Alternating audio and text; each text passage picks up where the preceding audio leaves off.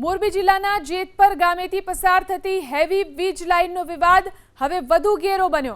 પડતર પ્રશ્નો અને વીજ લાઇન સામે લાંબા સમયથી લડત ચલાવી રહેલા ખેડૂતોએ હવે આર પારની લડાઈ લડવાનું એલાન કર્યું છે।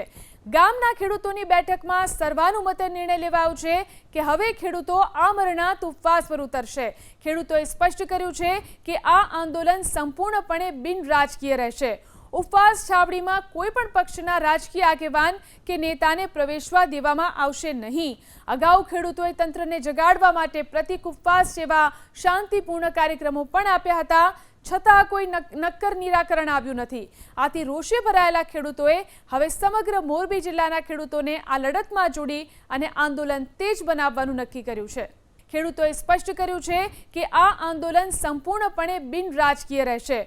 ઉપવાસ છાવણીમાં કોઈપણ પક્ષના રાજકીય આગેવાન કે નેતાને પ્રવેશવા દેવામાં આવશે નહીં। અગાઉ ખેડૂતોએ તંત્રને જગાડવા માટે પ્રતિક ઉપવાસ જેવા શાંતિપૂર્ણ કાર્યક્રમો પણ આપ્યા હતા, છતાં કોઈ નક્કર નિરાકરણ આવ્યું નથી।